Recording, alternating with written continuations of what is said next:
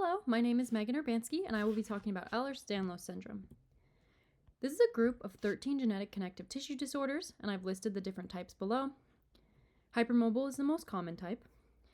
This condition is caused by mutations in at least 20 different genes, some of which are important for making collagen. And collagen is important because it gives structure and strength to connective tissues. This condition not only affects muscular skeletal system, but also the connective tissue, such as skin, tendons, joints, blood vessels, and in severe cases, organs and bones. The chromosome loci that are affected vary for each type, and as you can see, some types have various subcategories. Hypermobility is the most common, and the loci that's affected is 8p22 to 8p21. To talk about the epidemiology, about 1 in 5,000 individuals are diagnosed with this syndrome. Hypermobility, as I mentioned, is the most common type, whereas the other types are much rarer. And they may just be going undiagnosed because of how rare they are. The inheritance pattern varies for different types. Some are autosomal dominant inheritance, which means that one copy of the altered gene is in each cell. This is how hypermobile type is inherited. Whereas others are autosomal recessive inheritance, which means 2 copies of the altered gene are in each cell.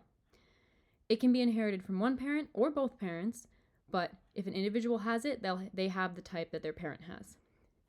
And it can be diagnosed from adolescence through about age 60. This condition affects all genders, races, and ethnicities equally.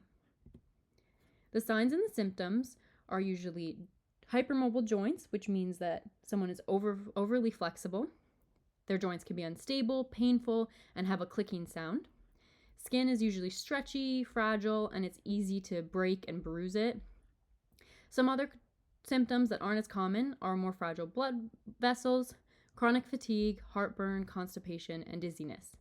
The image on the right shows the hypermobile joints, and this is a Baton scores test, which can be done to assess hypermobility in various categories. The image on the right shows stretchy skin, which is also a very common symptom. For treatment, normally a person would have a genetic blood test to confirm the diagnosis. And although there's no cure, they can be treated through conservative management, such as over-the-counter pain medications or blood pressure medications, because blood vessels may be more fragile in some types, so a doctor may want to reduce the stress on the blood vessels by keeping blood pressure low. Or patients can see a physiotherapist who can teach them ways to strengthen muscles, stabilize joints, and prevent injury.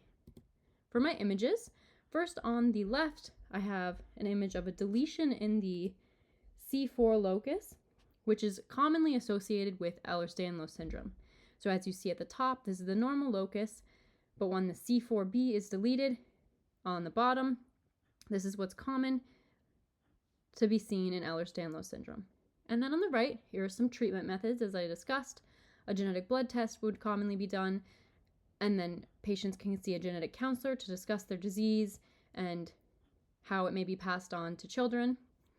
They can see a physiotherapist to strengthen their muscles and prevent injury, and they can also take pain medications to help their symptoms. And these are my references. Thank you.